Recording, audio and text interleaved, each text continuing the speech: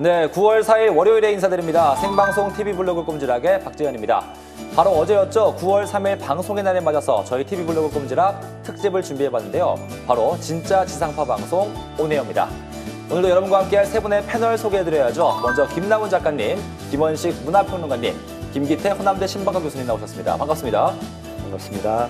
네, 그리고 서지현 아나운서도 함께해야죠. 네, 안녕하세요. 서지현입니다. 오늘은 진짜 지상파 방송 온에어를 주제로 얘기 나눠볼 텐데요. 이 방송은 SNS, 페이스북, 꼼지락 페이지를 통해서도 생중계가 됩니다. 샵 0825로 문자 보내주시면 사연이 채택되신 분들께 상품 보내드릴 테니까요. 지금부터 많은 참여 부탁드립니다. 네, 오늘부터 양대 공영방송이죠. KBS와 MBC 노조가 전면 파업에 들어갔는데요. 현재 우리 사회의 가장 뜨거운 이슈로 떠오르고 있는 공영방송 정상화 논란, 먼저 화면으로 정리해봤습니다. 함께 만나보시죠. 블랙리스트는 왜 만드신 겁니까? 퇴진한 의사 없으십니까? 지난 9월 1일 열린 54회 방송의 날 기념식, 검찰은 부당 노동행위 등의 혐의로 김장겸 MBC 사장에 대한 체포영장을 발부받았습니다. 이 소식을 들은 김장겸 사장은 황급히 자리를 떠는데요.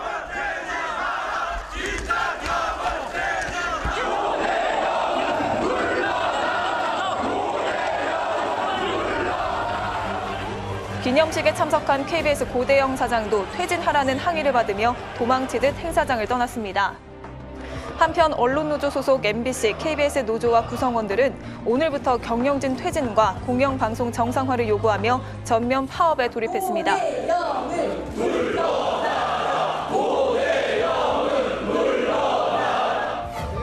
이런 가운데 지난 10년간 공영방송의 몰락 과정과 구성원들의 치열한 투쟁을 그린 다큐멘터리 영화 공범자들은 관객 20만 명을 돌파하며 화제를 낳고 있습니다. 못하게 하면 나라가 망해요. 당신네들이 아무리 언론을 그리고 언론인들을 장악하려고 해도 완벽하게 장악하는 것은 결국은 불가능하다. 역사 속에서 당신들은 언론을 장악하려고 할 때 결국은 패배할 수밖에 없다는 것을 이야기해 주는 게 이 영화입니다. 지난 2일 광주극장에서 열린 시사회에도 많은 시민들이 참여했는데요. 영화가 끝난 후에는 최승호 PD와 김미식 PD 등이 함께하는 대화의장도 마련됐습니다. 공영방송은 독립을 하고 어떤 정권이 들어서든지 민의를 제대로 전달할 수 있는 언론에 대해서 많이 상심을 많이 했었는데 저분들도 나름대로 그동안 치열하게 전쟁을 치르고 있었다는 것을 느끼고 많이 응원해야겠다고 생각했습니다.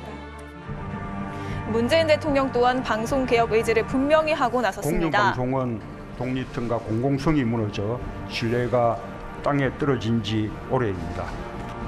한편 고용노동부는 MBC 특별근로감독 결과 경영진의 부당 노동 행위가 인정된다고 밝혔고요. 이효성 방통위원장 또한 방송의 공적 책임, 민주적 질서 위배 행위 등에 대해 방송 감독권을 행사할 수 있다고 했습니다. MBC나 KBS와 같은 공영방송에 대한 방송 감독권을 통해서 적절한 조치를 취할 수도 있다고 생각됩니다. 지난 10년 공영방송의 몰락은 시청자들의 인식을 통해서도 알 수 있습니다. 신뢰도 변화 추이를 살펴보면요.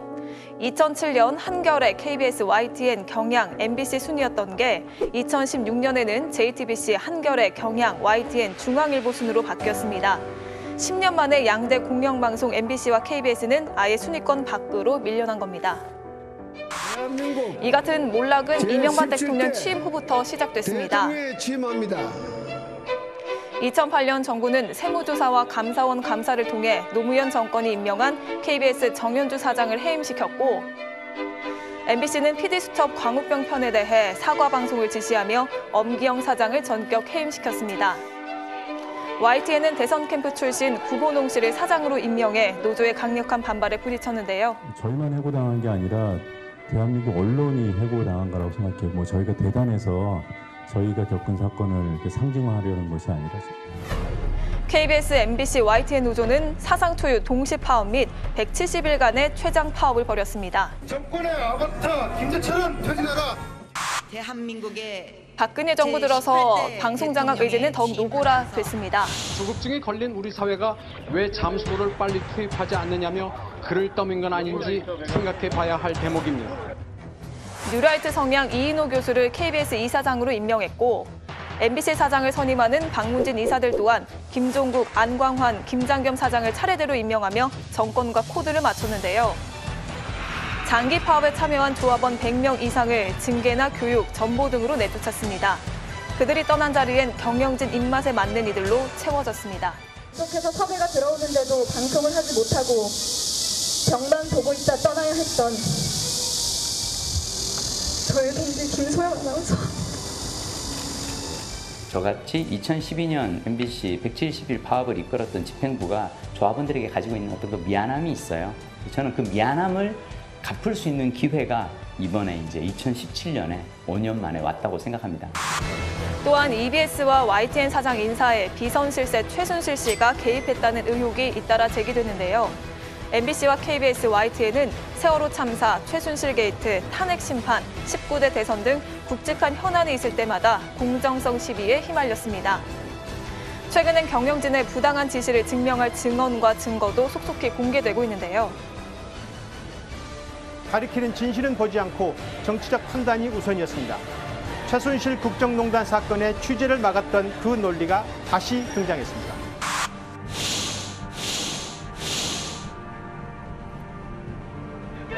때문에 촛불 시민들로부터는 취재를 거부당하거나 현장에서 쫓겨나는 일까지 빚어졌습니다.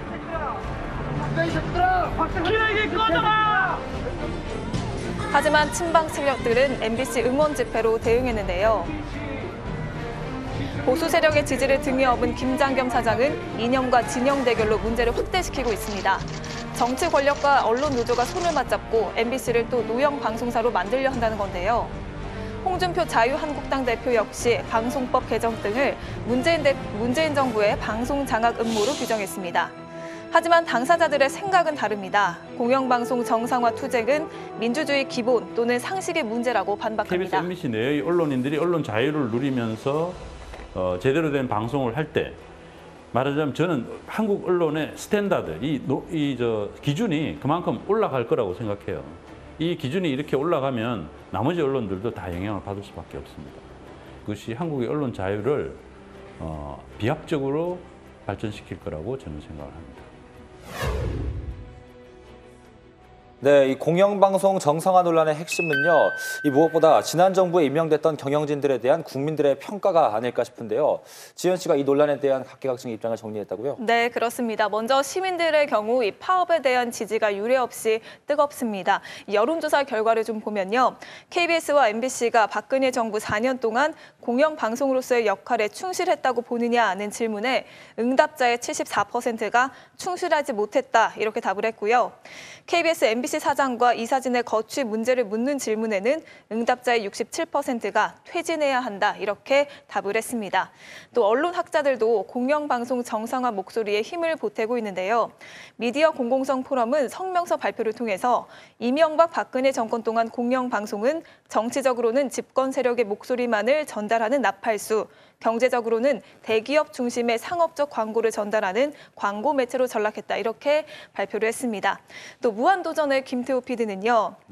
웃기는 짓은 회사가 다 한다. 가장 웃기는 건 이 모든 일에 앞장섰던 김장겸이 아직도 사장이라는 사실이라며 강하게 비판했습니다. 네, 앞선 화면에도 나왔지만 이 반면에 보수 야당과 경영진들은 정부의 방송 장악 음모라고 비판하고 있습니다. 교수님, 이런 시각은 어떻게 보시나요? 네, 이 CG 화면을 쭉 보니까 아주 실감이 나는데요. 네. 이명박 정부에서 종합편성 채널을 무리하게 허가할 때부터 이미 이런 공영방송의 일종의 비정상화는 시작됐다 이렇게 볼 수가 있겠고요. 그 배경에 이 정부의 방송 장악 또는 정치적 이용이라는 이런 부순한 의도가 숨겨 있었다. 이렇게 정리를 할 수가 있을 것 같고요. 공영방송의 기본 이념인 공공성을 이제 추구하기 위해서는 가장 중요한 게 역시 방송의 독립성 그리고 공정성이 필요한데 지난 정권 10년 동안에 바로 이런 아주 중요한 가치를 무너뜨렸다 이렇게 정리할 수 있겠고요. 그래서 지금 문제 해결의 최우선 과제는 역시 인사 적폐. 지금 이 정부가 적폐 청산 아주 중요하게 나서고 있는데 언론에 있어서는 이 방송 인사 적폐를 처리하는 게 가장 중요한 과제다 이렇게 정리할 수 있겠습니다. 그래서 이제 우리가 눈여겨봐야 될 것은 이제 이전 정권에서 임명을 했기 때문에 무조건 물러가라, 적폐이기 때문에 나가라 이 얘기가 아니고 분명히 경영상의 잘못을 했기 때문에 나가라는 거거든요. 그래서 뭐 헌법 21조에 언론의 자유 보장하고 있습니다.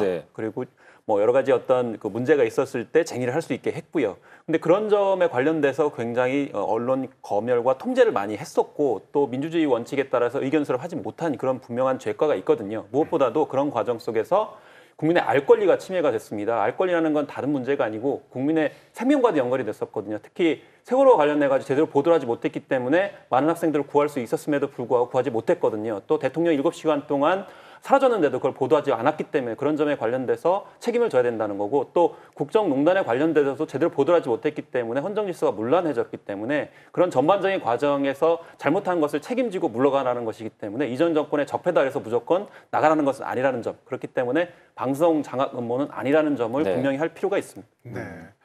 또한 그 일반 시청자 입장에서 일반 시민 입장에서 방송사 사장 아니면 박문진 이사장의 이름을 알기는 쉽지가 않잖아요. 그렇죠. 근데 지난 10년 동안 KBS, MBC의 그 사장 또 이사장 이런 분들이 워낙 막말과 잘못된 행동을 해왔기 때문에 일반 시청자들도 이분들의 이름을 알 수 있게 되었습니다. 너무 유명했죠. 그렇죠. 특히나 이제 김재철 전 MBC 사장 당시 김우령, 박문진 이사장 같은 경우는 큰 집에서 김재철의 조인트를 까서 방송사 내 좌파를 청소했다.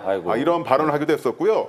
또한 당시 김재철 사장은 PD수첩 4대강 편, 광우병 편에 대해서 정권의 압력에 적극적으로 찬동하면서 불방을 지시하기도 했습니다. 또한 이후 사장으로 취임된 안광한 씨 같은 경우는 토론 프로그램 이슈를 말한다를 직접 지시해서 만들었는데요. 방송하는 동안 여당 성향 패널이 나중에 집계를 해보니까 51%, 야당 성향은 10%였습니다. 그야말로 정권 홍보 방송을 만들었었고 또한 참 꼼꼼하셨죠. 당시 정권 실세 정윤회 씨의 아들을 드라마에 출연시키기 위해서 부당한 압력을 행사한 것으로 밝혀지기도 했었고 한편 이런 어떤 일련의 흐름에 반대했던 분들에 대해서 백종문 MBC 미래전략본부장은 박성재 기자, 최승호 PD를 증거 없이 해고시켰다는 발언이 담긴 녹취록이 공개된 적도 있었죠. 또한 김장겸 현 MBC 사장 같은 경우는 앞서 이제 세월호 말씀해 주셨는데 2014년 세월호 참사 직후 열린 그 보도국 편집회의에서 세월호 유가족들을 지칭해서 완전 깡패네, 유족 맞아요? 이런 폄훼 발언을 하기도 했었죠. 혈압이 확 올라오는데요.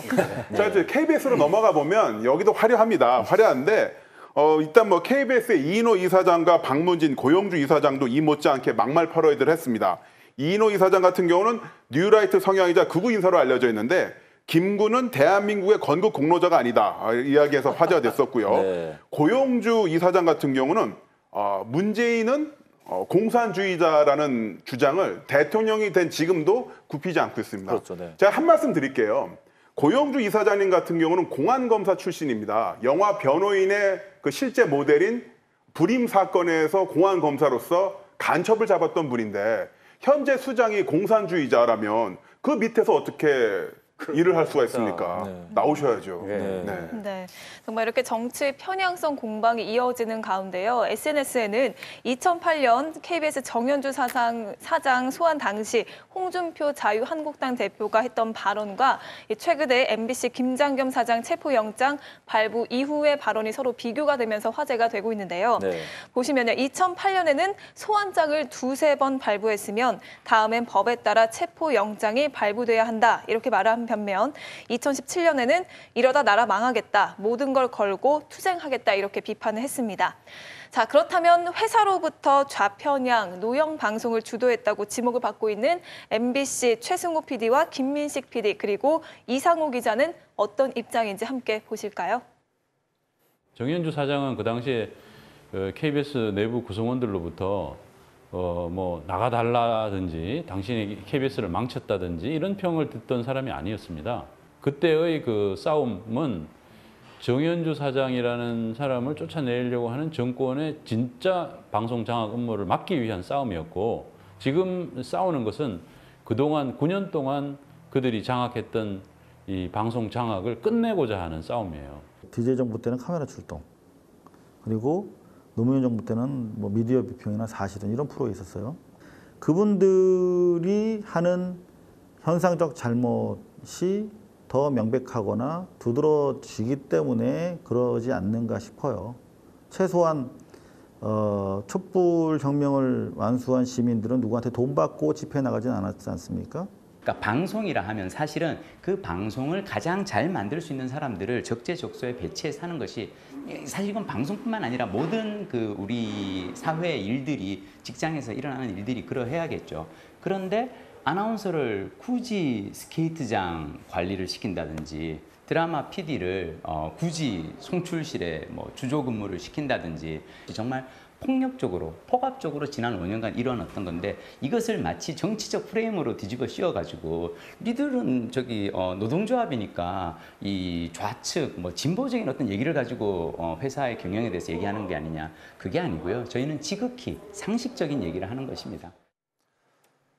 네, 한편 지난주 금요일이었죠. 이 검찰이 김장경 사장에 대해서 체포영장을 발부하고 내일 출두할 예정이라고 하는데요. 지현 씨, 어쩌다가 이렇게 체포영장까지 발부됐는지 상황을 좀 설명해 주시죠. 네, 먼저 이 고용노동부는요, 부당 노동 행위, 그리고 노조원에 대한 지속적인 징계, 노사 갈등 심화 등을 특별 근로 감독 실시 사유로 들었습니다. 좀 더 구체적인 사례를 보면요, 황우석 사건을 취재한 한학수 PD, 광우병 사건을 취재한 이춘군 PD 등이 스케이트장 관리, 협찬 영업 등 비제작 부서로 쫓겨났고요. 네. 그리고 김소영 아나운서 외에 11명의 아나운서들이 방송 출연 금지 조치를 당했습니다. 그 자리는 경력으로 입사한 기자들이 메꿨고 결국 노노 갈등으로 이어졌고요. 한학수, 김환균, 이춘군 PD 등은 지난 4월 대법원에서 부당 정보 승소 판결을 받았습니다. 네, 그 170일 그 파업 이후에 그 MBC 보도국 기자의 80%가 교체됐다고 합니다. 네. 그야말로 MBC의 DNA를 바꾸겠다라고 했던 경영진의 말대로 이루어졌고요. 그 이후에도 블랙리스트 파동도 있었죠. 파업 가담 여부라든가 어떤 경영진에 대한 충성도 여부를 가지고 인적 분류하는 그런 어떤 독재 국가에서 일어날 수 법한 이런 일들이 벌어졌고요. 실제로 이번에 파업에 참여했던 그 사람 중에는 저희 지인도 있는데 네. 지난번 그 170일 파업 이후에 새로운 제작 부서로 발령이 났다고 해서 한번 가보니까 사무실에 책상이랑 의자만 있어요. 네. 컴퓨터랑 전화기가 없습니다. 근데 개인 휴대폰을 쓸 수가 없어요. 그냥 앉아 있는 겁니다. 하루 종일. 나가라는 건가요? 나가진 않았죠. 버티긴 했는데 그 모습을 보고 야, 진짜 언론인으로서 방송국에 입사를 했는데 이런 식으로 저렇게 수모를 당해야 되는 건가 보면서 저도 너무 가슴이 아팠던 기억이 있네요. 네. 네. 그렇게 이제 모욕, 그러니까 인간적인 모욕을 줘가지고 스스로 나가도록 이제 만드는 네. 그런 행위를 저지른 것인데요. 무엇보다도 법률적인 문제에 대응하기 위해서 100여 명을 새로 고용했다는 말고 저는 충격을 받았었는데, 예를 들면 노동법 위반 같은 경우에는 사실 노조가 정당한 행위를 한 것에 대해서 징계를 했기 때문에 사실은 노동조합 이제 위반이 되는 것이고요. 방송법 위반 같은 경우에는 이제 예를 들면 기자다, PD다 그러면 기자가 보도를 해야죠. PD는 이제 프로그램을 만들어야 되죠. 그걸 못하게 뭐 스케이트장으로 보냈다든지 세트장 관리를 하게 만들었다든지 그렇게 한 것이 이제 방송법 위반이 되겠습니다. 네. 네. 그리고 무엇보다 고소 고발을 남발하고 또 이렇게 중징계를 남발하는데 그것은 바로 여러 가지 목적이 있죠. 하나는 저항하지 못하도록. 왜냐하면 그렇게 이제 중징계를 남발하게 되면 아무래도 무기력하게 빠지게 되는 그런 상황이 있고, 심지어는 이 제작진들이 거의 뭐 술에 빠져서 하는 그런 어떤 무기력함도 고통을 이제 감내야 될 그런 상황도 있었고요. 또 이 고소고발을 남발하는 또 전략적 목적이 있습니다. 사실 고소고발을 남발하고 법원을 왔다 갔다 하면 사람이 굉장히 지치고 피곤하게 됩니다. 그렇죠, 네. 그런 점들을 노려가지고 이런 부당 노동행위나 방송법 위반을 많이 했기 때문에 이분에 관련해서 정확하게 책임을 다 져야 된다. 그걸 책임을 져야 되는 것은 물러나야 된다. 이렇게 이제 규결이 될 수밖에 없을 것 같습니다. 네. 그리고 지난 2014년 MBC 파업에 대해 서울 남부지법이 내린 판결문을 좀 살펴보면요. 이 방송 공정성 논란을 좀 정리할 수 있을 것 같습니다. 판결문에 따르면 결국 방송의 공정성은 구성원의 자유로운 의견 제시와 참여하에 민주적으로 의사결정이 이루어졌는지 여부에 따라 판단될 수밖에 없다. 결국 절차를 지키지 않은 사측에 대해 저항권을 행사하고 파업을 한 것은 정당하다. 이렇게 판결이 난 것을 확인할 수가 있습니다. 네, 이렇게 판결문에 나온 것처럼 방송의 공정성은요, 절차적 합리성, 또 정당성 확보가 가장 중요할 것 같은데요. 교수님, 이 공정성이라는 게 사실 참 유지하기가 어렵잖아요. 방송에서는 공정성을 어떻게 유지할 수 있을까요? 그렇습니다. 우리나라 공영방송의 어쩌면 모델이라고 할까요? 네. 이런 방송이 이제 대표적으로 영국의 BBC 그리고 일본의 NHK 이런 방송을 듭니다. 그런데 이런 방송의 방송 독립성이나 자율성을 보장하기 위한 제도도 사실 우리나라가 그동안 갖고 있었던 제도와 크게 다르지는 않습니다. 제도가 문제가 아니고 이 제도를 운영하는 운영에 문제가 있었다는 것이 바로 드러나는 것인데요. 네. 정부나 그리고 방송사, 경영진 그리고 관련 기구 모든 사람들이 공영방송의 정신을 얼마나 투철하게 지키려고 하는 의지가 있느냐. 그리고 아까 상식이라는 말을 했는데 일반 민주시민이 느낄 때 그 정도는 이해할 수 있다. 이런 상식 수준을 넘어가지 않는 이제 운영이 필요한데 이게 깨졌다는 거고요. 그래서 이런 그 가장 지금 우리 이 공영방송 비정상화의 그런 면에서 보면 가장 큰 책임은 역시 지난 10년 정부 권력이다 이렇게 볼 수가 있고 그 다음으로는 그 아래서 부역한 현 경영진 그리고 중간 간부들이다 이렇게 볼 수 있겠고요. 한마디 덧붙이면 저와 같은 언론 학자들도 이런 걸 막지 못한 책임에서 절대 자유롭지 못하다 이런 반성을 하게 되고요. 한 가지만 이 운영과 경영이 얼마나 중요하냐. 영국의 이 BBC 방송 사장이 과거에 영국과 아르헨티나가 이 포틀랜드 전쟁을 한 적이 있습니다. 영토 분쟁을 한 적이 있었는데 이제 그 정부에서는 방송을 통해서 좀 이 전쟁을 좀 미화하기도 하고 이런 요청을 받았을 때 이걸 거부하고 BBC 방송 사장은 자기 의지대로 그러니까 임명권자의 지시도 거부하고 공영방송을 지켰던 이런 사례들이 바로 그런 방송을 우리가 공영방송의 전범으로 삼는 이유다. 이런 기계를 배우고 이제 앞으로는 우리가 이런 문제가 해결이 되고 나면 정말 누구든 공영방송 운영자답게 이런 정신을 잘 지켜갔으면 하는 바람을 가져봅니다. 네. BBC의 사례가 우리나라 공영방송이 가야 할 길이 아닐까 싶습니다. 그렇습니다. 사실 이런 논란이 이어지면서 이 공영방송의 질적 하락 그리고 위상이 너무 추락했다 이런 평가들이 있습니다. 많이 추락했죠. 대표적으로 김장경 또 국장이 사장이 되면서 더 심각해졌다라는 지적들이 많았는데 갑자기 MBC가 동물 뉴스가 4배 이상 증가를 했다고 합니다. 그래서 비과학적인 것을 과학적으로 본다. 이게 뭐 나쁜 건 아닌데 갑자기 과학 소식이 많이 등장을 했다는 것이고요. 특히 2014년 같은 경우는 이 국정원 댓글 사건과 세월호 사건이 있었는데 불구하고 이런 과학적 소식이 많이 등장했다는데 예를 들면 알통 굵기가 정치적 성향을 뭐 좌우한다. 비 오는 날에는 소시지빵이 잘 팔린다. 이런 뉴스들이 많이 있었다는 것이고요. 이 KBS 같은 경우에는 시사 프로그램이라든지 미디어 비평 프로그램들이 대거 사라졌고 또 비판적인 논객들도 대부분 다 방출이 됐습니다. YTN 같은 경우는 뭐 여러분은 잘 아시죠? 동물발 영상 같이 좀 의미 있는 그런 미디어 콘텐츠들이 있었는데 이것도 없어졌습니다. 그래서 이렇게 전반적으로 뭐가 퀄리티가 낮았느냐라고 봤을 때 결국 국민들이 알고 싶어하는 또 밀접한 어떤 보도 내용들이 사라졌기 때문에 그런 것이 바로 질적 퀄리티가 낮아졌다 이렇게 볼 수가 있는 것이죠. 네, 제가 좀 덧붙이자면 그 질적 하락과 윤리적 하락이 있었습니다. 질적 하락은 앞서 말씀해주신 알통 굵기가 정치적 이념을 좌우한다라고 합니다. 저는 그러면 완전 극보수가 될 텐데요. 그러니까요. 허벅지도 굵으시네. 근데 원래 외신에서 다뤘던 내용은 보수 공화당 지지자일수록 체육관에 가서 운동을 많이 하니까 알통이 굵어진다는 내용입니다. 본말이 전도된 내용을 지상파 뉴스에서 제대로 검증하지 않고 내려간 것이었고요. 외국에서 내보냈고요. 또한 PC통신 게임이 굉장히 폭력적이다. 이런 리포트 같은 경우는 PC방에서 게임을 하다 갑자기 두꺼비 집을 내려버렸어요. 맞아요. 만약에 이 스튜디오에서 전기가 나가면 여기 있는 사람들 다 욕할걸요? 그러니까 이것도 잘못된 실험을 내보냈었고 윤리적 하락 같은 경우 저 아직도 기억이 나는 게 2016년 9월 말에 보도됐던 MBC 아홉스 뉴스 뉴스였는데 당시에 고 백남기 농민의 그 의료 기록을 경찰이 입수했다는 뉴스가 30초 나갔습니다. 그 뒤에 어떤 뉴스가 나왔냐면 삼겹살 다이어트로 30kg 감량했다는 뉴스가 6분 7초 나갔어요. 방송하시는 분들이시라면 이 편성이, 이 편집이 어떤 의미인지 아실 겁니다. 정말 이건 완벽한 윤리적 하락이었고 이거는 도저히 눈 뜨고 볼 수 없는 참혹한 광경이었죠. 네, 이 공영방송 개혁의 길이 굉장히 멀어 보이는데 교수님, 차근차근 일단 하나씩 진행해 나가야 될 것 같습니다. 가장 먼저 개혁해야 될 게 어떤 게 있을까요? 지금 얘기를 들으니까 그 주범이 누구냐? 역시 형 경영진이다. 그래서 방송 개혁의 가장 중요한 현재 공영방송 정상화의 과제는 경영진 교체가 가장 시급하고 중요한 과제다 이렇게 볼 수가 있는데 현 제도 아래서는 이게 간단치가 않습니다. 임기를 보장하게 돼 있고요. 또 MBC 사장 같은 경우는 임명된 지 이제 6개월밖에 되지 않았기 때문에 그래서 이 법을 준수하면서도 형 경영진을 교체하는 문제는 아주 어려운 문제긴 한데요.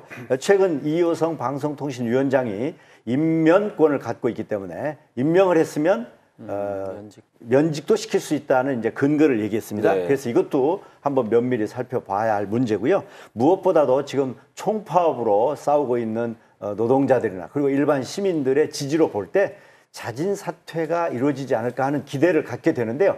이분들이 최근에 보이는 걸로 보면 끝까지 싸우겠다 이런 태도를 보이기 때문에 역시 이것도 간단치 않은 문제로 보입니다. 그래서 노동법이라든가 근로기준법이라든가 걸 통해서 역시 이런 문제를 해결할 수 있지 않겠나 이렇게 보여집니다. 네, 정말 최근 파업 언론인들 사이에서는 신도 이제 알아줄 때가 되었다 이런 말이 생겨났다고 합니다. 정말 같은 방송인으로서 정말 안타까운데요. 하루빨리 공영방송이 정상화돼서 사회적 공기로서의 역할을 좀 제대로 할 수 있기를 바라겠습니다.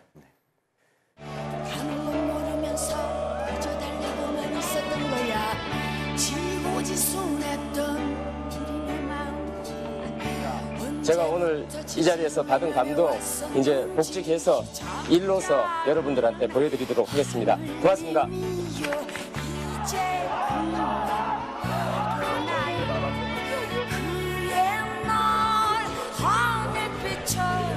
MBC 아나운서 조합원들이 방송 출연 거부 및 업무 거부에 들어갔습니다. 어디서든 떳떳하게 자랑스럽게 얘기할 수 있는 그런 방송을 하고 싶습니다.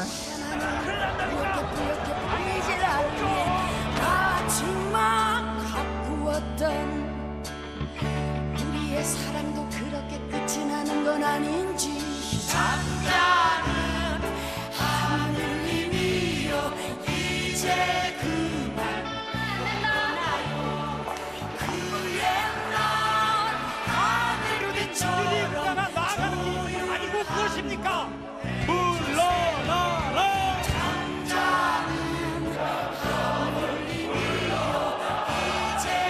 언론이 질문 못하게 하면 나라가 망해요.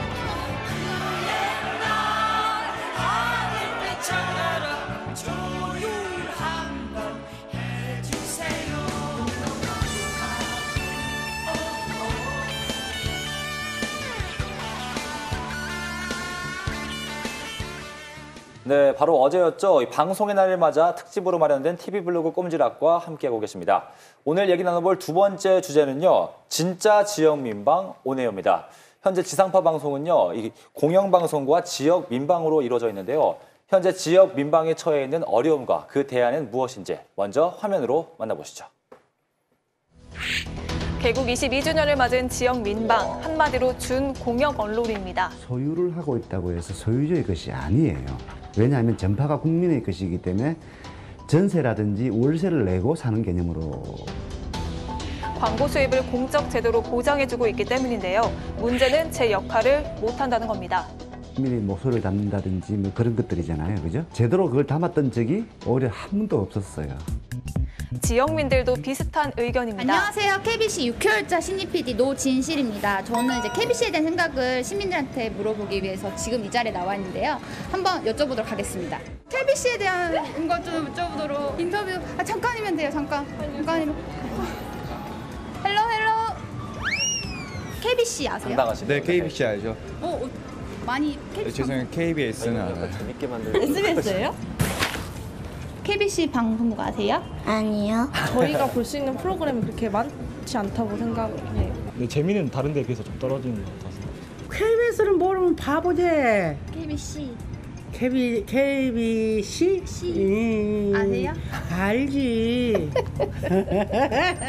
안 보는 건 아닌데 네. 딱히 이렇게 뭐 채널을 정해놓고 보는 건 아니라서. 아이고.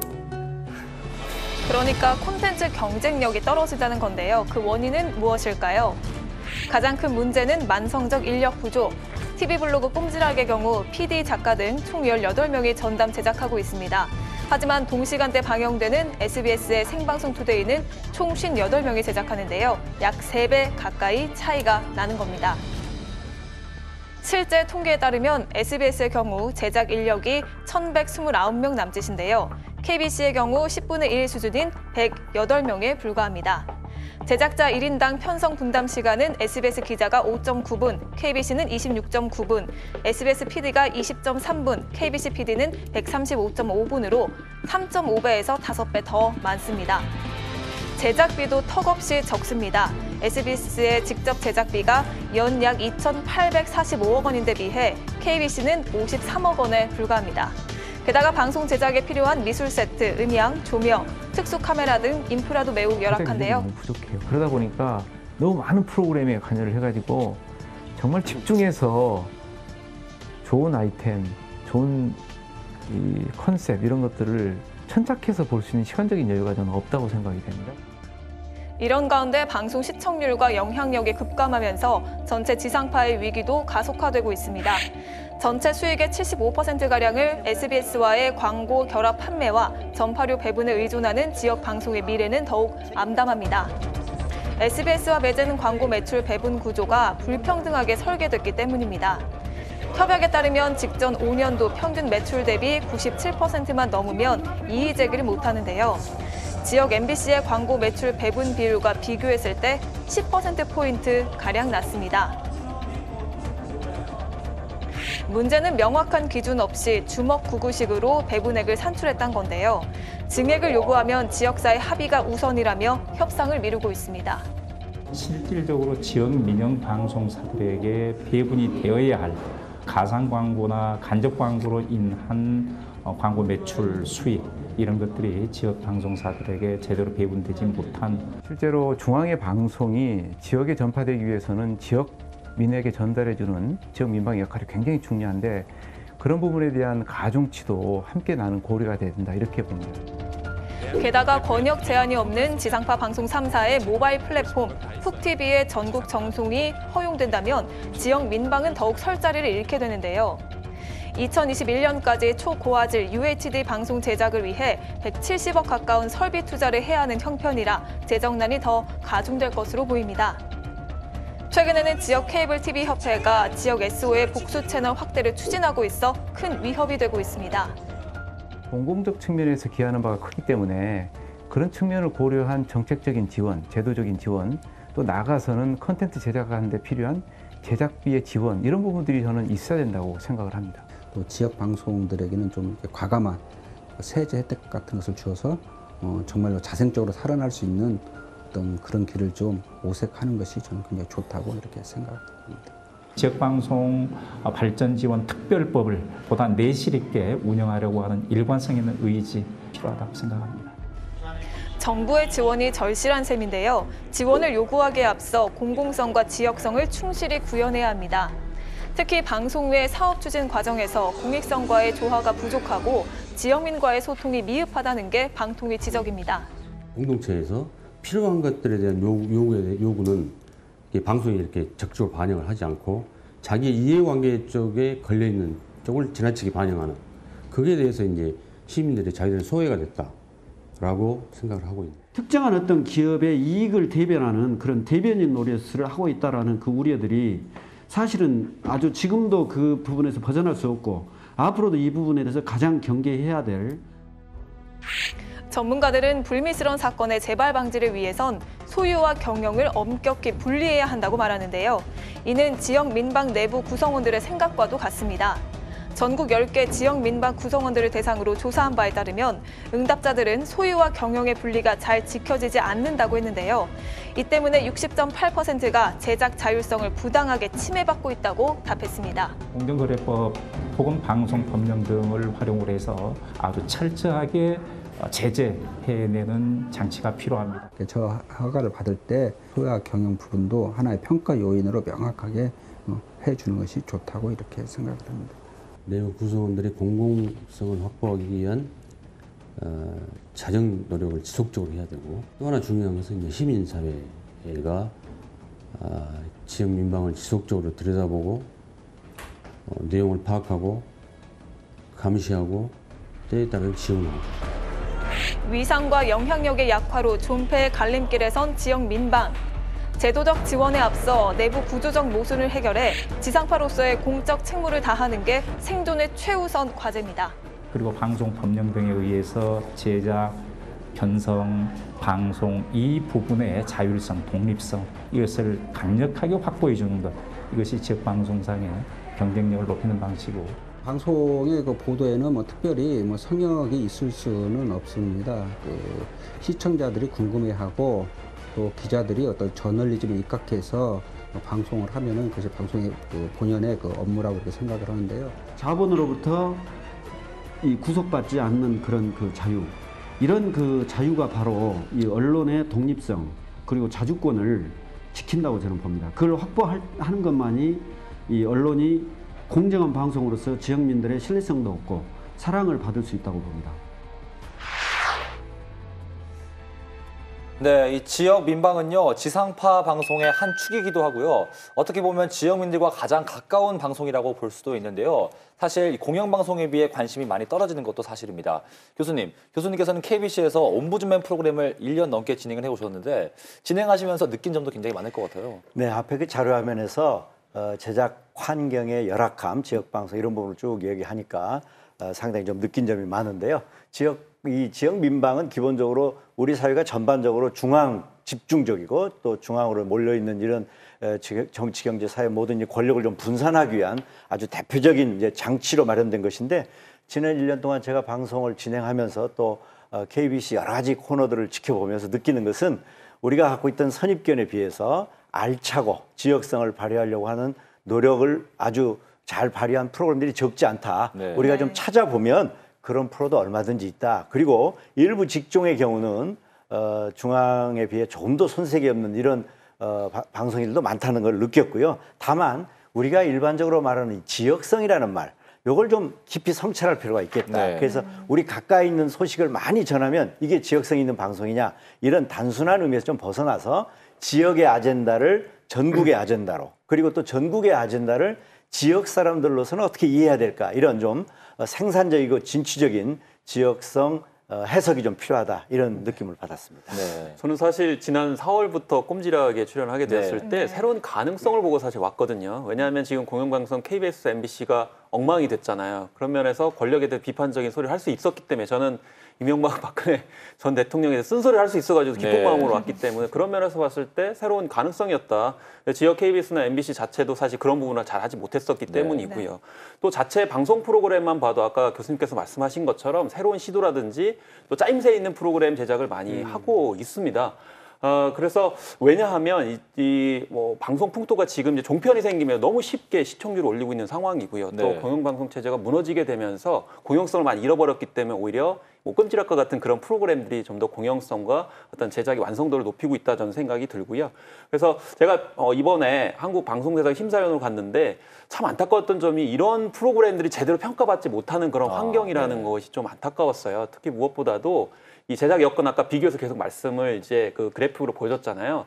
그런 열악한 환경 속에서 어떤 프로그램을 만들고 있는지를 반영을 해야 정당한 평가가 이루어질 수 있는데 결과만 보고 이 A 프로그램과 B 프로그램을 비교하다 보니까 결국 제작진들에게 힘을 못 주는 상황이 벌어지니까 그런 평가에 관련돼서도 공정함이 그 여건과 관련해서 좀 자리매김을 올바르게 해야 되겠다는 생각을 좀 해봅니다. 네. 그 평가에 대해서 말씀해 주셨는데 아까 그 영상에서 보는 것처럼 그 중앙과 지방은 어떤 예산과 규모가 다를 수밖에 없잖아요. 네. 격투기로 치면 헤비급과 라이트급을 볼 수가 있는데 이거를 그냥 절대적인 수치로 비교하는 것은 분명 문제가 있다고 보고요. 네. 저는 다른 것보다도 앞서 VCR이 나오는데 저희 제작진, 카메라 감독님이랑 이런 많은 분들이 이렇게 열심히 보는 거 처음 봤어요. 자기들 얘기니까 그랬구나. 자, 어쨌든 그런 특징을 살리면 좋을 것 같습니다. 네, 근데 사실 무엇보다도 이 방송사의 노력이 가장 중요할 것 같은데요. 지역 민방 어떻게 변화해야 할까요, 평론가님? 네, 일단은 지상파 방송, 그러니까 종편과 다른 규제가 적용된다는 것 좀 이중적인 부담이라고 저는 생각이 들어요. 네. 특히 종편과 같은 경우는 거의 정말 규제를 받지 않은 상황 속에서 함량 미달의 그런 콘텐츠를 만들고 있는데 그런 점에서 좀 불공정, 아까 미들급과 헤비급 이렇게 또 말씀을 하셨었고요. 또 지역 같은 경우 이중 트랩에 갇혀 있다. 그러니까 교수님께서 말씀하신 것처럼 지역성도 보여줘야 되고 또 보편적인 전국적인 어떤 보편도 같이 보여줘야 할 그런 이중적인 트랩이 있는데 결국에는 두 가지를 같이 보여줄 수 있는 이 어떤 연결고리를 찾을 수밖에 없는 그런 측면이 있다고 생각이 드는데 한편으로는 너무 중앙을 의식해가지고 우리가 뒤쳐져 있기 때문에 따라가야 된다. 이런 생각 좀 안 했으면 좋겠다는 좀 생각이 들어요. 예를 들면 중국 같은 경우에도 캐치업을 해가지고 도저히 따라가지 못하는 경우에는 아예 그냥 퀀텀 점프를 해가지고 새로운 분야로 이제 개척하는 그런 형태들을 많이 보이고 있기 때문에 그래서 꼼지락이 하는 페북 라이브 같은 경우는 저는 굉장히 좋다고 생각이 들어서 앞서가는 어떤 매체를 적극적으로 수용하는 형태의 돌파구를 또 생각해 보는 것이 필요하다고 저는 생각이 듭니다. 네. 이 지역 민방의 개혁의 근본적인 건 역시 앞서도 나왔지만 경영과 소유의 분리가 아주 중요할 것 같고요. 네. 프로그램 안에 시청자들의 참여를 보다 좀 실질적으로 보장하는 것도 매우 중요한 과제일 것 같고요. 방송 제작 인력의 교육을 통해서 수준을 높이는 일은 계속해도 과하지 않다고 보여지고 마지막으로 좀 더 따뜻한 인간미가 있는 소식 그리고 새로운 신기술 매체를 결합해서 방송을 할 수 있는 이런 시도도 그치지 않아야 될 걸로 봅니다. 우리 시청자 여러분들도 그 유명인들, 뭐 백종원 씨라든가 유재석 씨 이런 분들이 안 나온다고 해서 채널 돌리기보다는 좀 관심을 가져주시는 게 좋고요. 그분 두 분 출연료면 우리 못 나와요. 그러니까 좀 관심을 가져주시고 TV 블로그 꼼짝도 잘 보시면서 샵 0825 문자 좀 보내주세요. 저 방송 끝나면 다 보거든요. 이런 참여가 실제 제작진들의 큰 용기를 불어준다는 거 말씀드리고 싶습니다. 네. 어떻게 보면 이 방송이라는 게 공공재라고 할 수 있잖아요. 어떻게 하면 이 방송을 잘 활용하고 발전해 나갈 수 있을까요? 네. 저는 일단 그 시청자 입장에서 말씀드리자면은 그 유명한 사람이 나왔다고 해서 어떤 그 대단한 사람이 나왔다고 해서 무비판적으로 받아들이기보다는 지상파 채널이라고 해서 뭐 다 떠나서 정말 저 사람이 올바른 이야기를 하고 있는가 좀 비판적인 시각으로 보는 것도 시청자 여러분들 좀 연습하시면 좋을 것 같습니다. 그런 식으로 가야만 방송의 공공성도 지킬 수가 있고 또한 지역 민방에도 힘을 실어줄 수 있다. 이렇게 말씀드리고 싶네요.